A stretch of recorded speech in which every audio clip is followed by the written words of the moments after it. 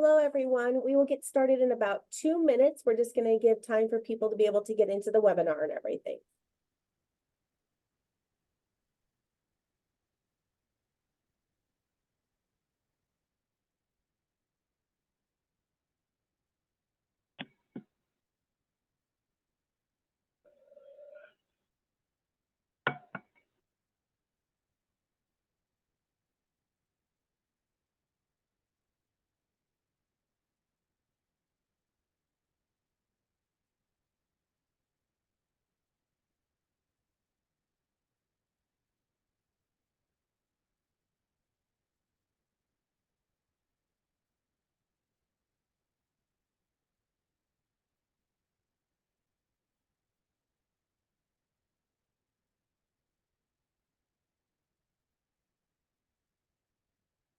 We'll get started in about 1 minute.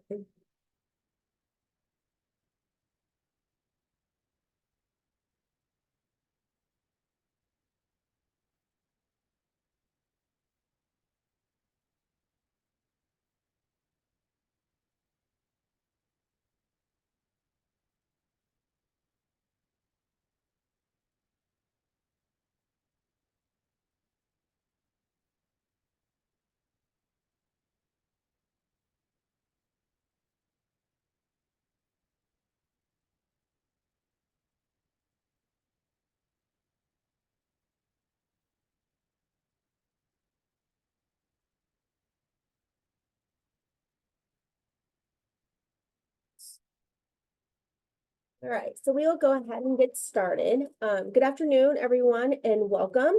Thank you for participating in today's webinar, Online Reviews 101, Take Control of Your Online Reputation. I am Jenny Tukeski, and I am the Programming and Communications Manager here for the Better Business Bureau Midwest Plains. We wanted to let everybody know that we will be recording this webinar today, and later on, late this afternoon or early tomorrow morning, I will get an email follow-up sent out to you with a link to the webinar as well as a link to the presentation for you to have for future reference. We are excited to have Myra, the Executive Vice President of the Review Solutions of Third Coast Interactive, spending time with us this afternoon. She oversees the company's overall strategies and initiatives by working closely with global brands, collaborating with national associations and organizations comprised of business owners, and also manages the partnership with the Better Business Bureau. Today, she will be discussing how reviews can successfully impact a business, the best practices for requesting reviews, and going over effective review response of the tactics. We ask that if you have any questions to please put them in the chat or the Q&A area, and we will answer them throughout the presentation. So we will go ahead and get started. Welcome, and it's all yours. Thank you, Jenny. Once again, thank you all for attending today's webinar and or registering for today's webinar. My name is Moira, like Jenny said, and I am with Third Coast Interactive, which is responsible for managing and supporting the Review Solution app. We'll talk about that app a little later on in the presentation because it is the app that's going to help accredited businesses get more online reviews.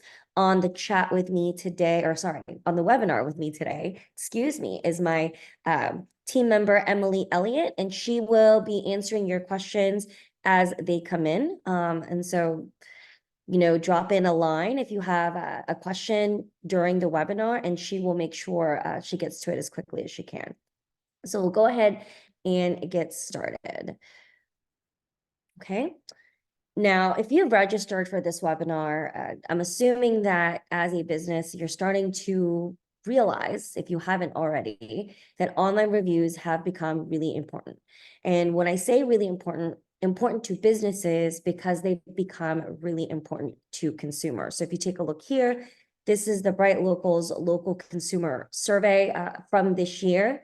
And their survey states that 97% of consumers are reading online reviews. And so that's basically everybody.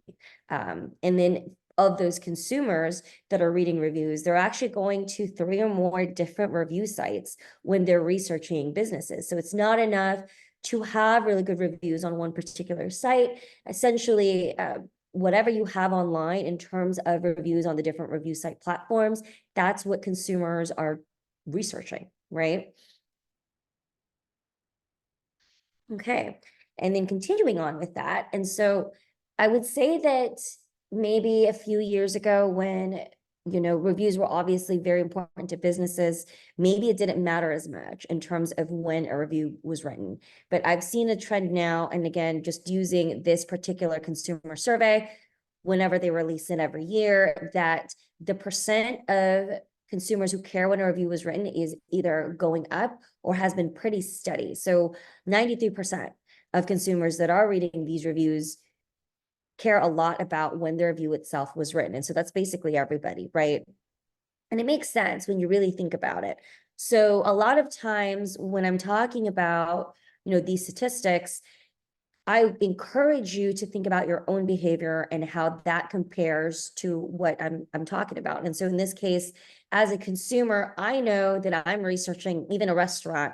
I'm not trying to look at reviews from 6 months ago.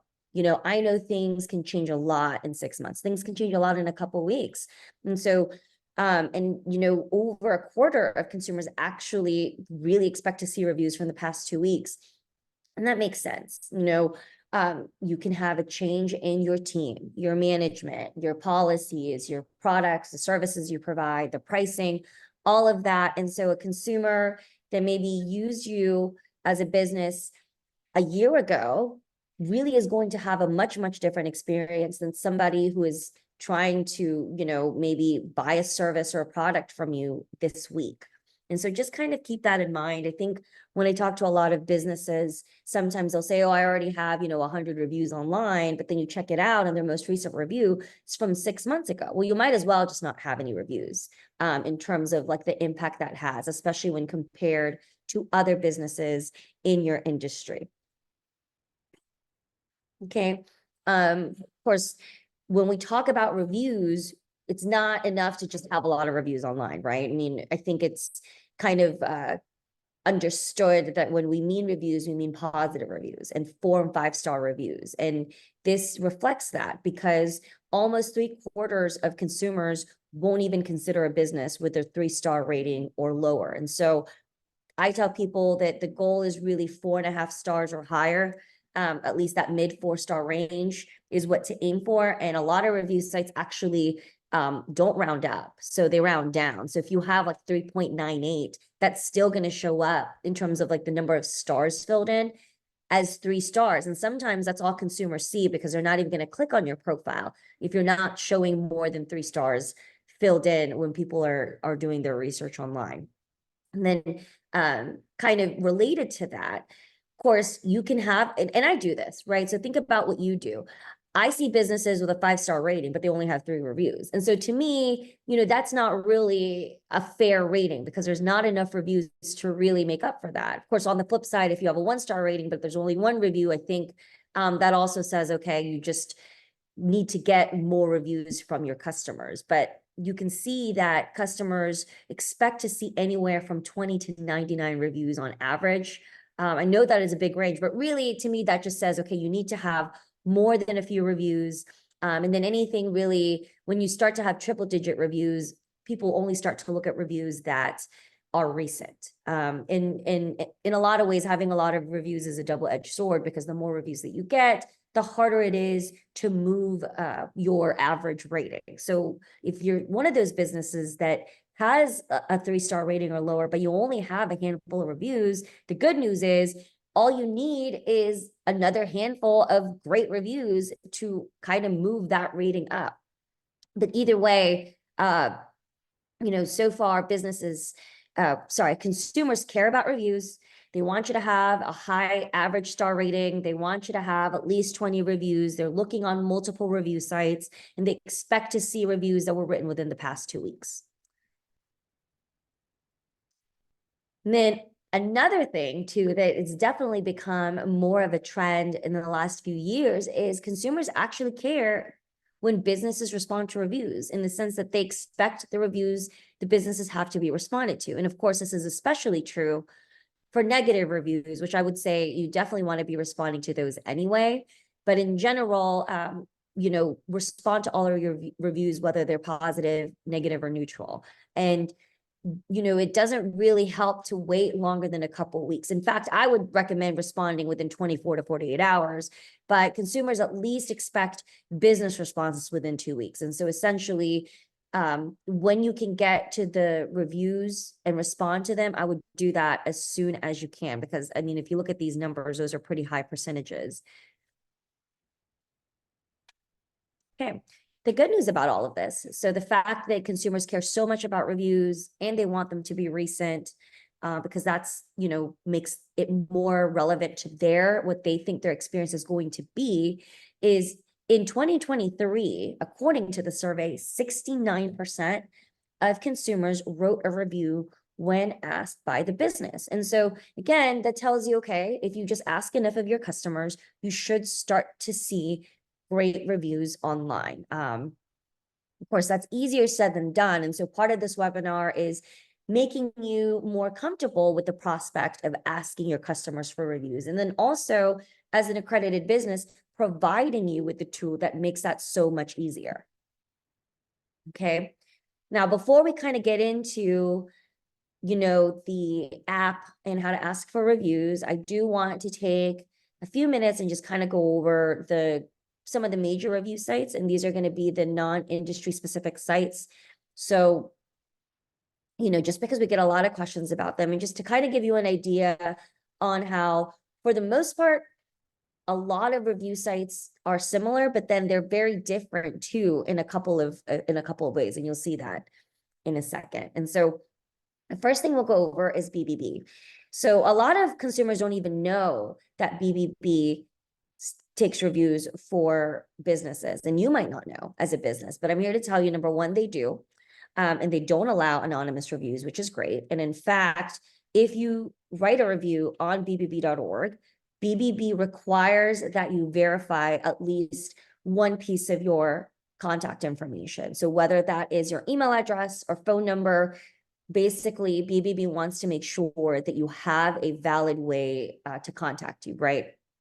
And then the nice part about getting reviews on bbb.org as a business is there's a 3-day window, or minimum of 3-day window, before a review that you receive is published. And that works out in your favor because in that 3-day window, you as a business have the opportunity to respond to all the reviews that you receive before it's published, as long as you do it within that 3 days. And that's especially helpful, of course, with a negative review, because the negative review will get published with your comment as a business simultaneously. And so in that case, that negative feedback isn't going to have any lead time.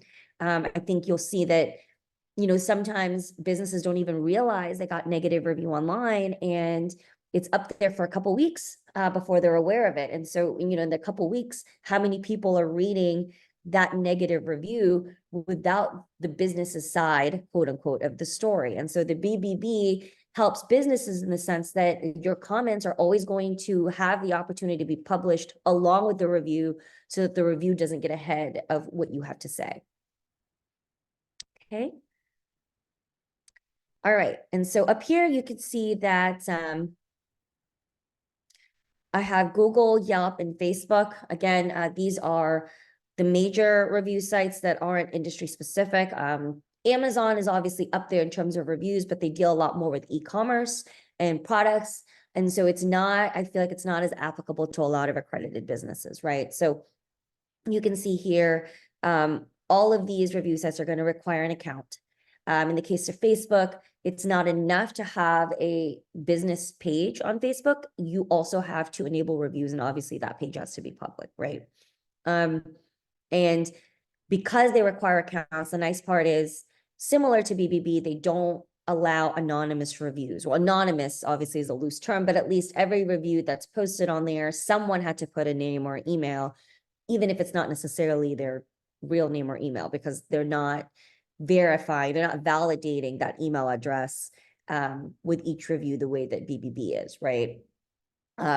Another thing is, they're not going to allow the business the opportunity to respond before a review is published the way BBB does. And so those reviews are going to be published immediately unless they violate some sort of policy of the review site itself.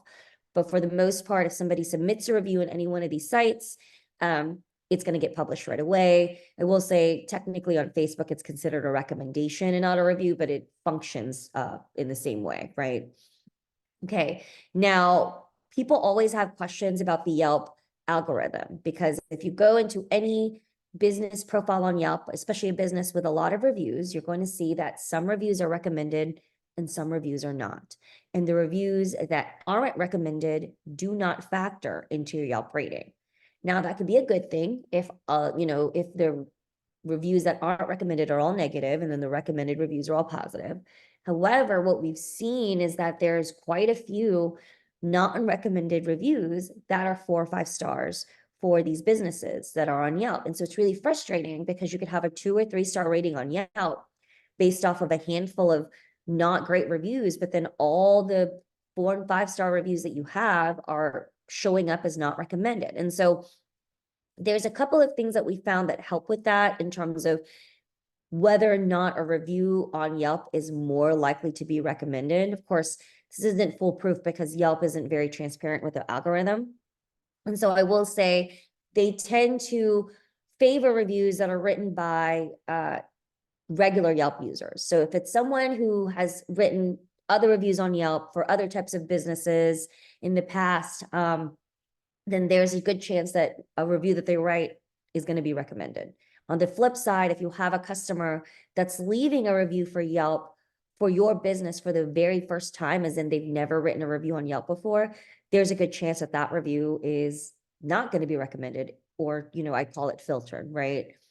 Because that's Yelp's way of kind of encouraging people to interact with businesses on Yelp more, and to make sure that it's not just you creating an account to write a review for your business or getting your friends or family to do it. And on the flip side, same thing. It's not, it's not a disgruntled customer or a disgruntled employee that's just trying to, be vindictive. And so that's one of the reasons why a review is filtered on Yelp. Of course, just because a review is filtered today doesn't mean it's not going to be unfiltered tomorrow. And you can have a user on Yelp that doesn't write a lot of reviews, but they interact a lot with the Yelp app or with other businesses on Yelp. And in that case, reviews they write are also more likely to be recommended. So any questions about that? Typically when I talk to businesses, they tend to have a couple of questions about Yelp. And if you do, and that's something that you're interested in, definitely drop us a line either in the chat so we know to reach out to you after the webinar and talk more about your review site strategy in general, or you can contact us using our contact information, which I will be presenting at the end of the webinar.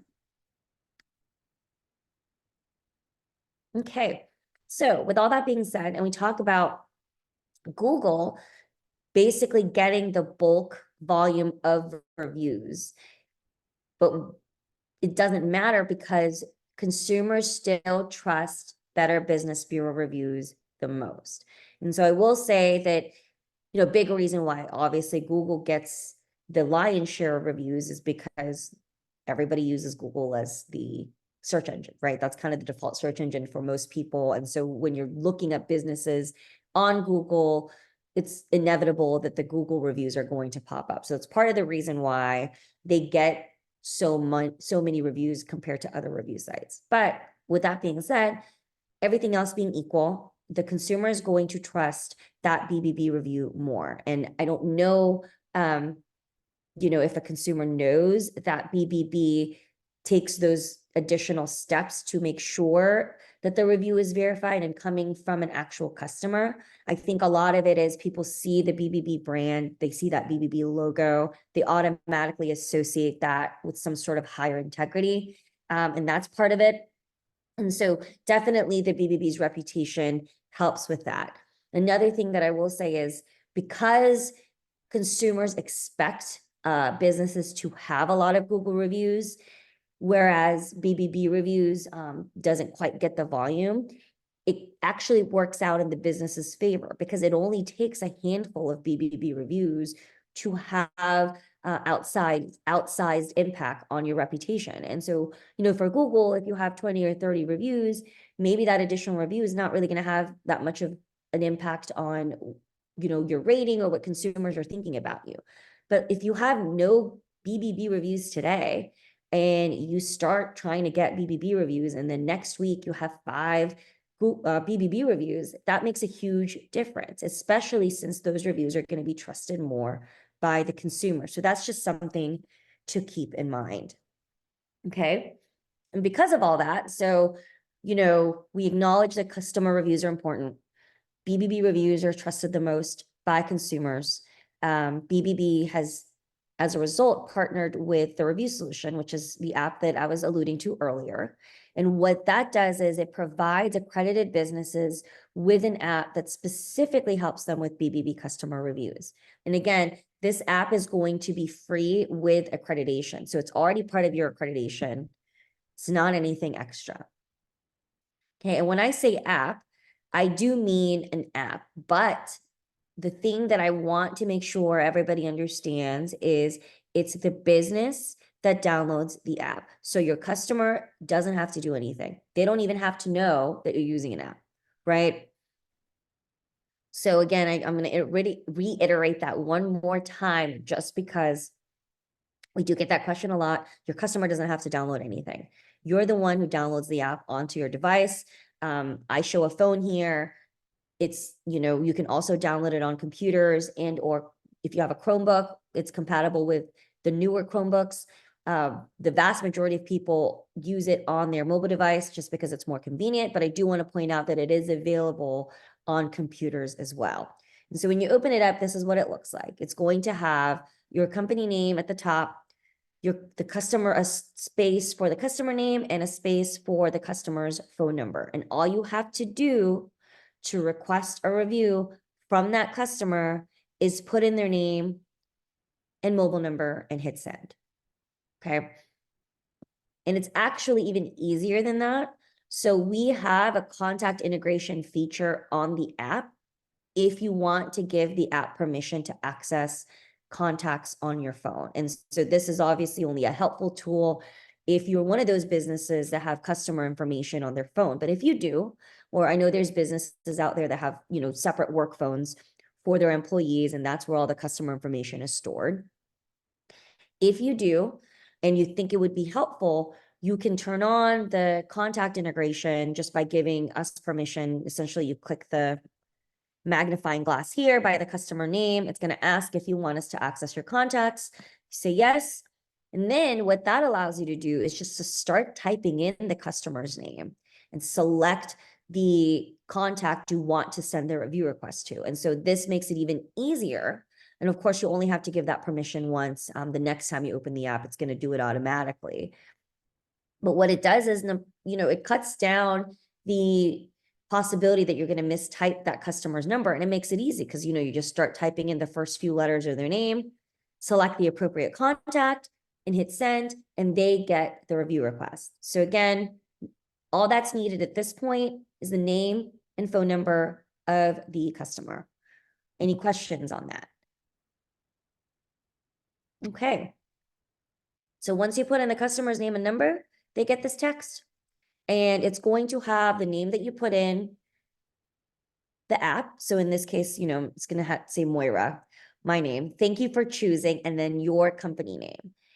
Would you be so kind as to leave us a BBB review? That's it. So at this point, your customer hasn't done anything. You've put in the customer's name and phone number and tapped send, and they get this text. Okay, and all they have to do now is just click the link in the text and leave you a BBB review.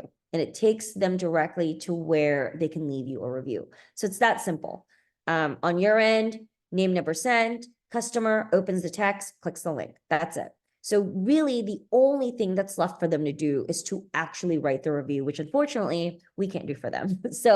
But we've at least tried to remove as many steps as possible on the consumer end, so that the only thing they are responsible for is the review itself. And then on the business end, we've also made it really easy for you to request those reviews so that you're able to do it, on the fly, which I'll talk about a little bit more later. Okay. And so I do want to point out that if you don't want to use the app, you certainly do not have to. You can get BBB reviews the regular way, which is essentially the customer goes onto bbb.org and leaves you a review on your BBB profile. Now, I will say that the app makes it very quick and easy, just as I just showed, because of what you have to do very quick and what the customer has to do. So if you're using the app, the only thing the customer has to do is click the link in the text message to leave you a review. Whereas if they're going to go, if you're going to direct them to the BBB website, they'll still have to find your BBB profile, make sure that they're selecting the correct one, which can be tricky, especially depending on, how similar your business name is to other businesses. We've definitely seen that happen before. So find the correct profile. Once they find the correct profile, select where on the profile they can actually submit that review. And so there's, 3 or 4 additional steps right there.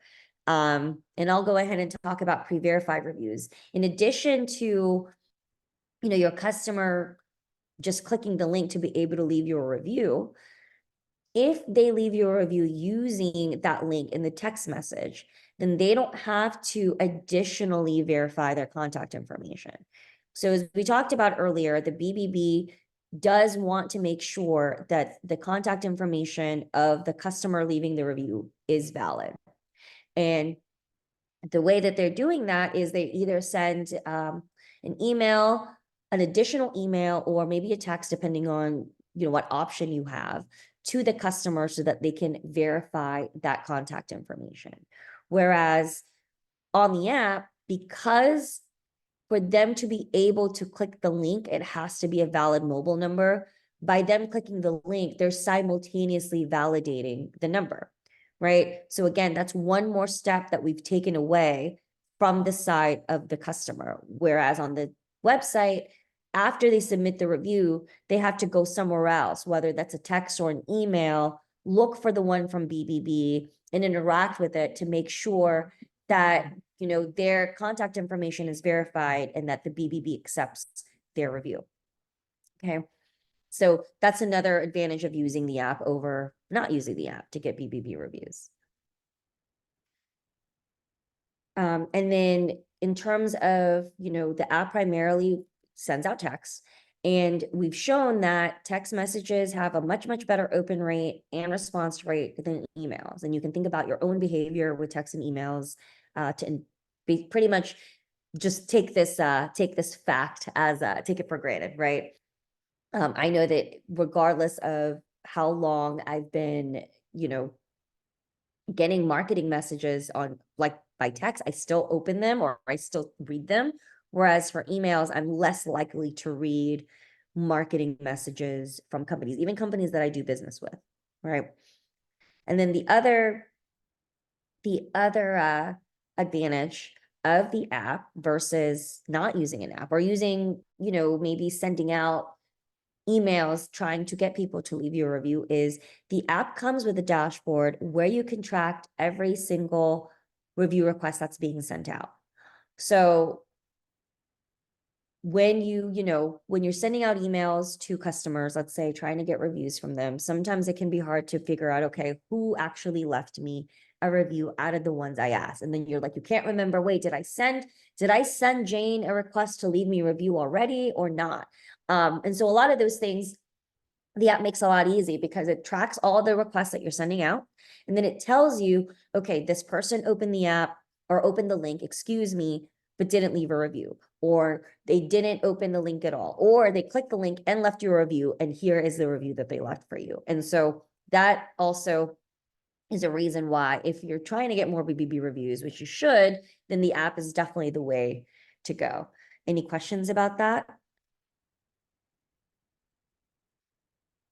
Okay, and then Jenny dropped a great question in the chat, where she says, can you talk about if the text is customizable that is sent out or if it's set verbiage? That is a great question. So let's go back to the text message just so everyone can see what that looks like. Here we go.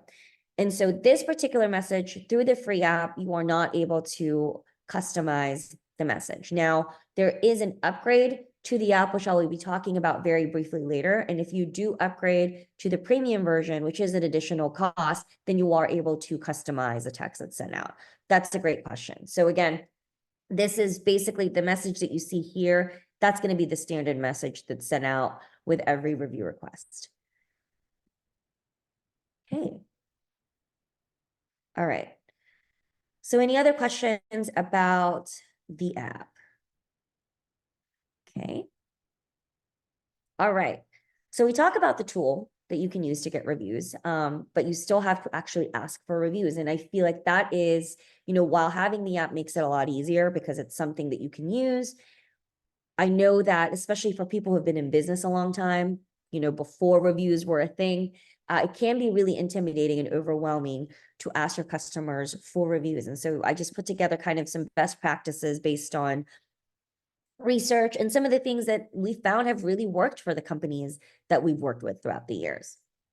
Okay, the number one thing I'll tell anybody, whether they're using the app or not, is the best time to ask for a review is at the point of service. That is when, especially for your satisfied customers, that's going to be when they're going to be happiest with the product or service you've provided for them, bar none. Again, think about your own behavior as a consumer. If somebody fixed your plumbing, the happiest you're going to be is when they just fixed it, right? Because you're like, okay, well, it was broken, whatever it was broken, and now it's not. So that difference between the broken and not broken is going to be the most apparent when it first gets fixed. Another thing to think about is, as consumers, we have a lot of interactions with businesses in our day-to-day lives. So just think about within the past week, how many different businesses you interacted with and what you thought about those experiences and how many of those experiences were satisfactory to you. You got gas somewhere, ate somewhere, maybe you went to the movie theater, maybe you went to a shop and purchased something. All of the different things, all of the different ways that you interact with your businesses in your everyday life.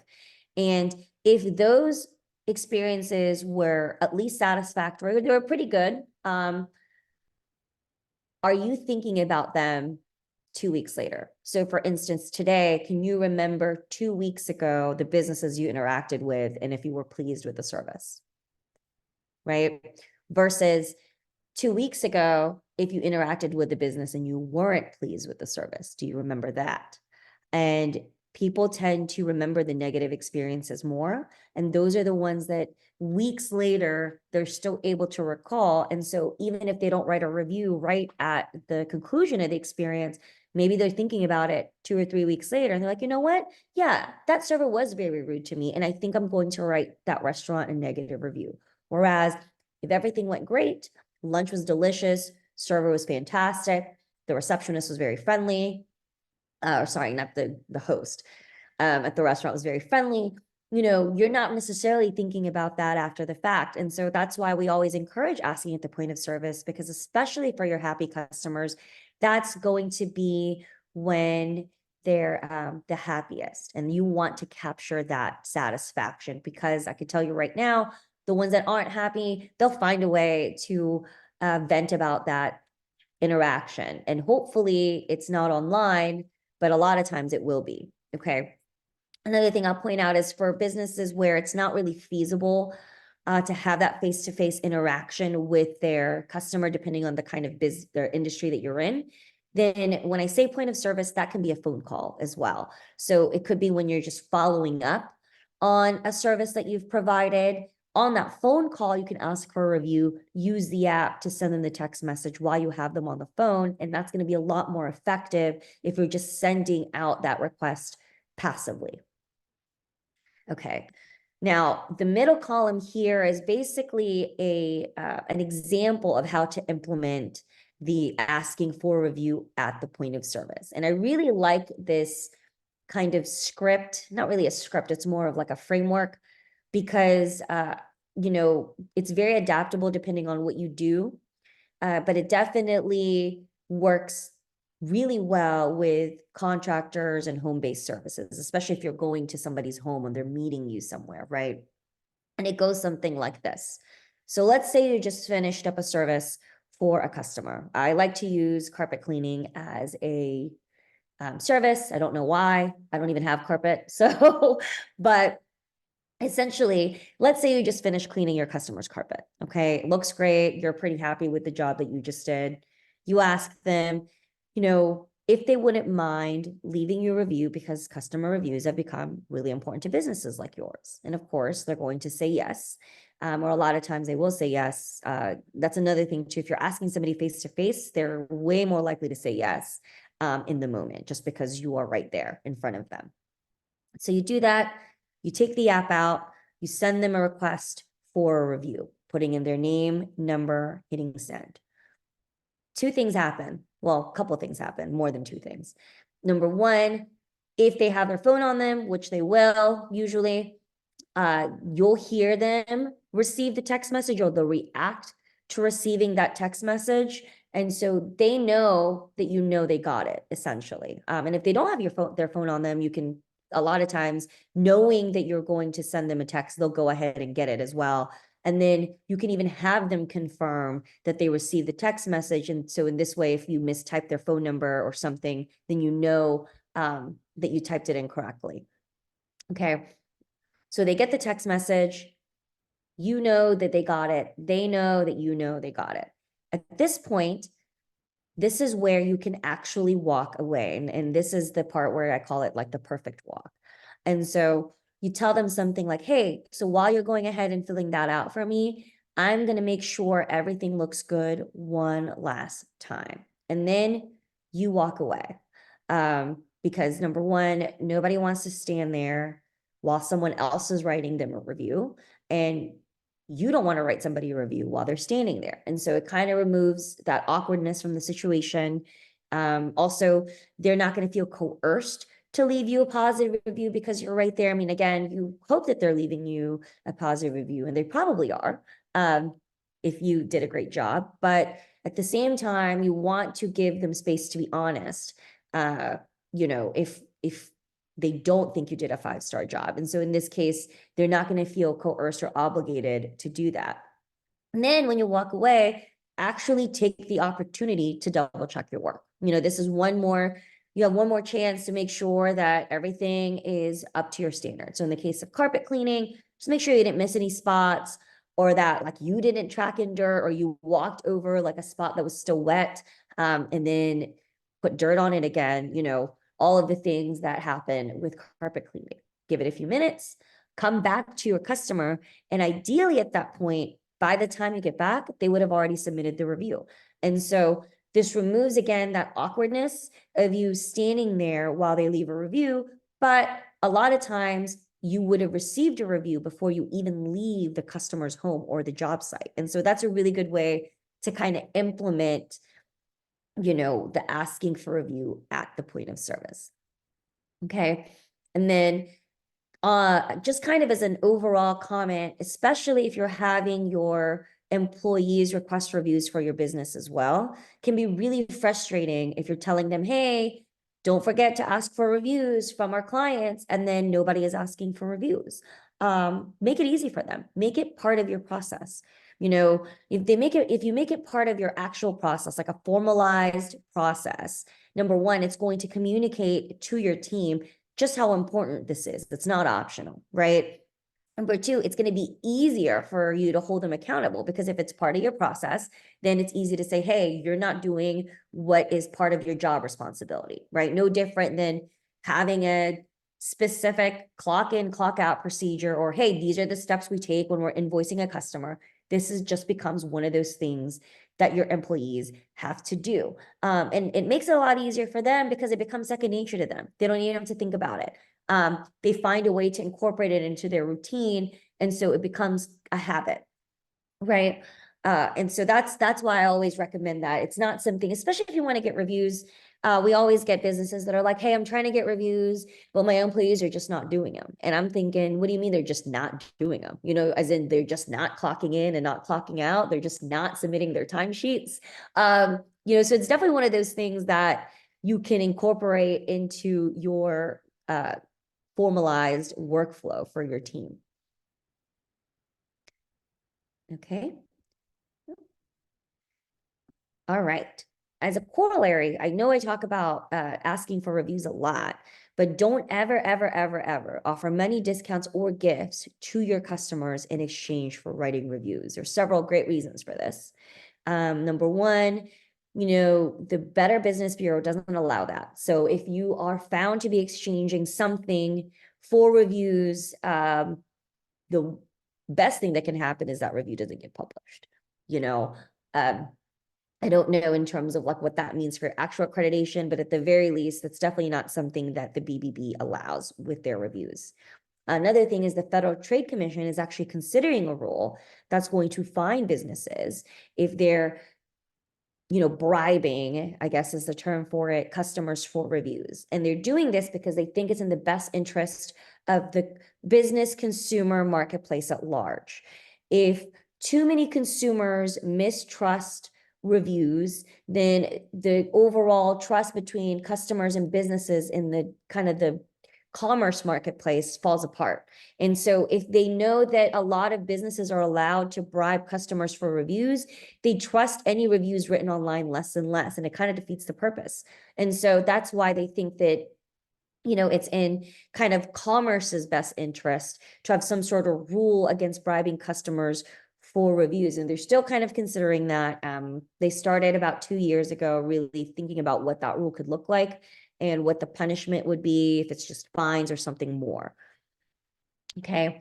And then it's also going to be against a lot of the policies of these major review sites, especially the ones that I showed you earlier. So, I know that you're thinking about businesses that do it and you're like, well, this business does it and they haven't been caught, and you don't know that they're not going to get caught, for one. And secondly, if they do get caught, again, the best thing that can happen is the review was in exchange for something doesn't get published.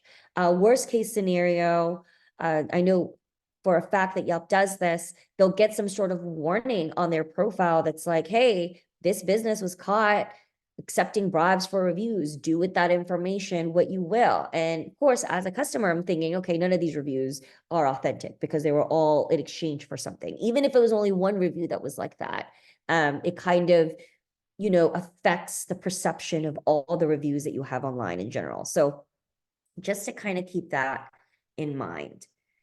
Okay, so just a generic rundown of just best practices that you can implement if it's something that can apply to your business.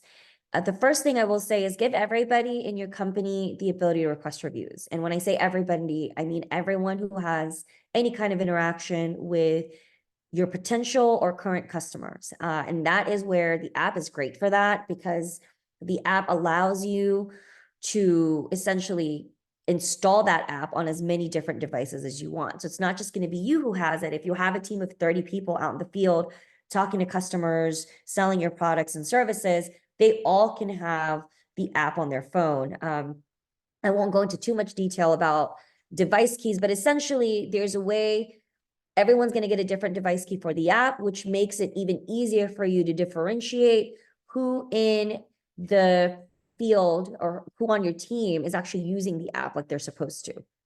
And I'll talk a few points down, we'll talk about that more. But the reason I say that is a lot of times the primary perception of your business is going to come from the person they interacted with. And so you want to give the people that are interacting with your customers the ability to request those reviews. Okay. And then put one person and or department in charge of reviews. And that doesn't mean you hire someone that all they do is reviews, but it could be someone's responsibility on top of other stuff that they do. But as long as it's just one person or department, and that is all they do. So they're the ones that are responsible for, making sure that everyone is sending out the reviews like they're supposed to, or review requests like they're supposed to. They're the ones that if you have a negative review online, they're aware of it, and they're the ones who respond. And it makes it a lot easier for everybody, because sometimes, even a positive review, right? Like everyone in the company will see a positive review pop up and it's great.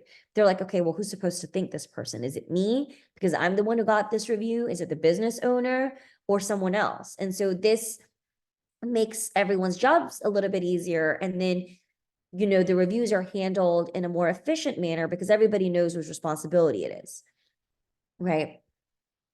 And then, and I talked about this a few times already, but hold your employees accountable. Especially if you're making it as part of your process. It's easy to say, hey, you didn't do the thing that you're supposed to do. That's part of your job. And so there's consequences for that. And it's easier to hold them accountable with the app because, again, the app comes with a dashboard where you can see all the different review requests that everyone in your company is sending out. So if you've given everybody the ability to request reviews and you make sure that everybody has a different device key so you know who's sending out which reviews, then it's even easier to do that because, okay, you know that Sally hasn't sent out a review request in the last 2 months, whereas everybody else is, regularly sending them out. Now, on the flip side of that is you can hold them accountable because you can reward them.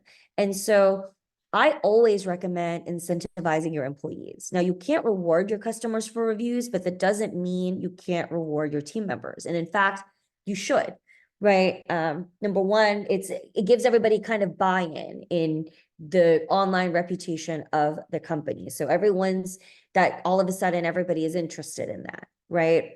It's just a good morale boost if people know that they're getting rewarded for doing something, especially asking for reviews that ultimately helps the company as a whole. And, a little competition between employees never hurt anybody. It could push some of your employees to request reviews more, even if they were already doing it regularly. Maybe they want that particular reward. There's a certain goal that they want to reach. And so they go above and beyond in getting those reviews. So a couple of examples is, something like maybe the employee that requested the most reviews at the end of the week gets free lunch, right? Or they get an extra hour of PTO. Or, at the end of the month, the person that received the most 5-star reviews gets a different type of prize. Like there's so many different ways that you can reward your team. It really depends on the setup of your company, obviously, and how many employees you have. But I highly recommend it because it's just a win-win for everybody. It's a win for your teammates, your team members, and also the company as a whole. And then have an effective follow-up strategy. So the follow-up strategy, again, is going to fall on that person or department you've put in charge of reviews. And it could be as simple as, hey, we ask everybody for reviews twice. After the second time, if they don't leave us a review, we leave them alone. But that person that's in charge of following up needs to know that. So they need to know, okay, in 2 weeks, am I asking everybody again that we asked for a review previously and didn't respond, or do I leave it alone? And so that definitely works, again, more if you have someone that's also in charge of the reviews. So they're the ones that are in charge of following up and tracking those review requests. Okay. So you are using the tool and you've implemented some of these tips. So you're starting to get lots of reviews, right? So now what? We talked about how it's important to respond to reviews. And so it's not enough, again, to get those reviews. It's great. You're starting to get buy-in from your employees. Everyone's requesting reviews. The 5-star reviews are just coming in. Now you have to respond to them. And this is, not an exhaustive list of do's and don'ts, but I do include them just because if you've ever read a response from a business to a customer that left them a less than flattering review, I think you'd understand that maybe some of these are necessary, more necessary than you think, right? So first tip is respond to all of your reviews. It's so easy to just want to respond to negative reviews, but you absolutely should respond to your positive and even neutral reviews as well. Just thanking them for their feedback can go a long way. But there's no reason to not respond to, and if anything, positive reviews are the easiest to respond to because they don't take as much thought as responding to a negative review, right? So definitely encourage responding to all of your reviews. And then be courteous and polite when responding. It's so easy to kind of match the energy of a negative review. And I always encourage people to remember that the audience for your response is everyone. It's not just the person who left a negative review. And then if the person who left the review is reading your response, good news. That is your opportunity to bring back a disgruntled customer, especially if you didn't realize that that person was upset or had less than a satisfactory experience with your business. And maybe this negative review is the first you're hearing about it, and you thought all along they were just fine. And so definitely this is your opportunity to kind of bring them back into the fold. I'm sure you've seen updated reviews from people who previously left negative reviews. I see it all the time. It'll say something like, hey, this is an updated review. I previously left a negative review, but now I'm updating it to 5 stars because of how they handled the situation. And I will remind you then, a negative review is not the end of the world. Obviously, you can always leverage that to your favor. A lot of times, negative reviews are actually what customers read just because they want to see how you respond to them. And sometimes responding professionally to a negative review can be a lot more impactful than all the other 5-star reviews that you have. So also just keep that in mind. Okay. And then just apologize if somebody had a frustrating experience with your business. That doesn't mean that you are admitting wrong or that you're admitting it's your fault, but it's easy to say, hey, I'm sorry that you had this experience. It is not what we strive to be as a business. And this is not typical. And we apologize. That we were not able to meet your standards today. So something along those lines can really go a long way in kind of diffusing the situation as well. And to piggyback off of that, don't get emotional or defensive. It's hard, especially for those of you that have had businesses for a long time. I mean, the business is like your child. And so when somebody attacks it, it's a reflex to kind of defend your family. And it is tempting to do that. Again, keep in mind, everybody's going to read that response.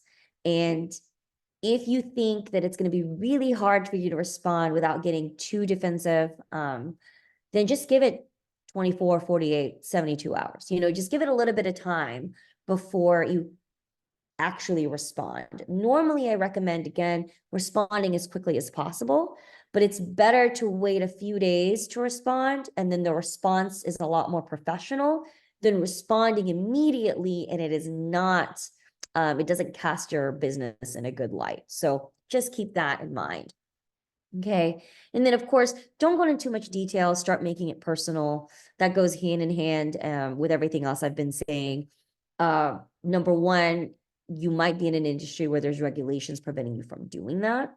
So, of course, the financial industry, the medical industry are just two off the top of my head that I know you can't really go into detail when about customers or clients that you have or patients. Another thing too is, once you start to get personal, it can start a back and forth between you and the person who wrote the review. And it's definitely not something you want playing out in front of the entire internet. So always offer to address whatever it is outside of the review platform. Okay. And then don't speculate. If you have kind of a vague review that's, they're just frustrated, but it's not really clear why. There's no reason to speculate on why they were upset. I mean, it's always better to communicate off the review platform and figure out exactly why. Or maybe they're not even one of your customers, and that's why you're not really sure what it is that got them upset. And so again, the BBB does give you the opportunity to dispute when you get a review if you think that that person didn't have a marketplace interaction with your business. So that's very easy. You do that within that 3-day period. On the other review sites, they have varying ways to kind of flag a review that you think may not be from someone who was a customer. So just a couple of things that you can do there. But again, when in doubt, ask to take the communication off the review platform, whether email or phone call or something else. Okay, any questions about that? Great. And so I'm not gonna go into too much detail here, but I do want to just point out that you can leverage the reviews that you're getting in other ways other than just having great reviews and therefore you have a great reputation, right? Number one, the reviews impact your website search rankings. So a lot of businesses that have a website, that's how customers find more of their information beyond, their Google profile or their BBB profile. There's more detailed information on their website. Well, just so you guys know, the majority of website traffic, which you probably already instinctively know, come from organic search. And really all that means is that just comes from people using search engines and then clicking on your website. Now, because of that, when people see that you have great reviews on a website, let's say BBB, they're more likely to click on your business's website and find out more about your business. And so that's one reason to have great reviews on these review sites. Another thing is third-party reviews rank really highly in the search engine algorithms. And all that means is, especially on Google, let's say, if you have great reviews on Google or other review sites, Google likes those third-party platforms and they weigh them pretty highly. And so you can show up higher for keywords that are important to your business. And by keywords, I just mean search terms that, people are going to use to get to your business. So in my carpet cleaning example, they can type in carpet cleaning Omaha, Nebraska. That's probably a very important phrase for carpet cleaners in Omaha. And if you have great reviews, that is taken into account on how high you rank if somebody Googles carpet cleaners Omaha, Nebraska. So if you have 5-star reviews everywhere and you look really great on your BBB, your customers are going to be more likely, or your potential customers are going to be more likely to click on your website, find out more information about your business, and give you a call. And another thing too is all this referral traffic coming from third-party review sites. So not just BBB, but Yelp, Google, Facebook, some of the industry-specific ones like Home Advisor, Health Grades. They can significantly bolster your SEO because, again, that's people clicking on your website link from those third-party review sites, which are, have a lot of credibility with Google itself. That's SEO that you're getting. That's referrals that you're getting that you are not paying for. I know some of you might be paying for AdWords or something where for each click on your website, it costs you money, but from these third-party review sites, it doesn't cost you anything. And so it is important, especially if you're getting reviews on these websites, for the reviews to look great. One more thing to add to that, I will say, is BBB ranks very highly with Google because Google considers it to be a credible site. It's a credible organization. Obviously, it's been around a long time. And so that bbb.org domain has a lot of history as well. Okay. And this is just a quick, you can use reviews in your marketing. The one thing I will say is just double check if you're using reviews from a review site, like what those policies are in order to be able to reproduce the reviews and have them somewhere else. But you can use them in print and digital as long as you check with the review site policies and also the reviewer themselves. A lot of times, if it's allowed in the review site policies, and they'll mention in basically agreeing to write a review that there's a chance that this review is going to appear somewhere else. Okay, I'm just I'll leave this up. Basically, these are just a couple of things that you can use to evaluate the ROI of reviews using the How Did You Hear About Us, Google Search Console if it's not something you're already using, Google Business Profile Metrics, and I'm sure you also get a report from your BBB in terms of how effective and how many clicks your BBB business profile is getting. So I would definitely use that. But if anything else, Google your business today, right now, and just evaluate what you look like. Just take a current review snapshot. How many reviews do you have online? What do your review ratings look like? How old are your current reviews? Okay. And then I talked about an upgrade to the free app, which I'll mention here. So everything we've talked about up until this point, getting reviews onto BBB is 100% free with accreditation.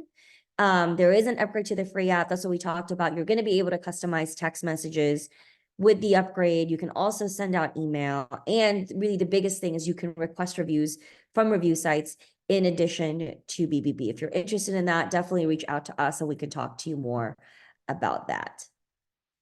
Okay, bottom line, reviews can make you a better business, right? The negative reviews might give you insight on things that you might want to change, especially if it's the same thing over and over again. If you have a pattern, really what I would say is a pattern in your negative reviews can be really helpful. Positive feedback obviously reinforces what you're doing well. Maybe you didn't think something was popular, it turns out it is. And the neutral reviews are tricky, but in a lot of ways, they're a lot easier because they're so helpful. It's easy to go from a 3-star to a 5-star than a 1-star to a 5-star. So these are the things that are low-hanging fruit. That's easy for you to maybe change, to go from so-so to great versus, because it's a lot harder to go from terrible to fantastic than from so-so to fantastic. Okay, so if you're an accredited business and you want to start with the app, you can log into your BBB business account to get that device key and the download link and all that, or you can contact your local BBB rep to get started. And of course, if you're not currently accredited and would like more information, you have to contact your local BBB office. And I'm going to turn it over to Jenny in just a second, but I will drop our contact information here. That's our website. Yourcustomerreviews.com is specifically about the free app. That's our 1-800 number, 888 or 1888 number, 888-649-6140.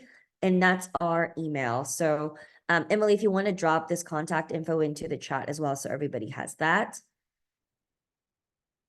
And I will turn it over to Jenny. Perfect. Thank you so much. I appreciate all of that information. Just real quick, we just wanted to let everyone know in regards to some of our upcoming events that we have here at the Bureau for the next month or so. The next upcoming events that we have is Protecting Yourselves from Scam and Fraud on May 14th. And then May 15th, we have the Mastering Efficiency, Unlocking the Power of the BBB Response Portal. So just to let you know that. And then just another one, just to point out, September 24th will be our annual, it's our 27th annual Torch of Awards Ethics Luncheon. And with that, we just wanted to let everybody know about the lunch, but also tomorrow, May 9th, is when we will be announcing the winners via Facebook. So pop on our Facebook and see who won the awards for 2024. Next slide. Here's my contact information. Again, my name is Jenny Tekeski, and if you have any programs or events that you would like to see the Bureau put on, please let us know. I would love to talk to you about those opportunities. And then lastly, this is just our quick survey we have. Please go ahead, scan the QR code. This will also be in the follow-up email that I will send out later on today, along with the link to the webinar and the presentation. But please let us know how the event was for you today, and we're always striving to do better. So please let me know. Again, thank you for all of you taking time out of your schedule today to join us for this webinar. And especially thank you to Myra and Emily for your time and educating us about reviews. And I hope everyone's excited to get out there and start implementing reviews if you already have not within your business. Again, if you have any questions or anything, please email me, let me know, and we will get back to you with it all. So everyone, take care. Thank you so much and have a good day.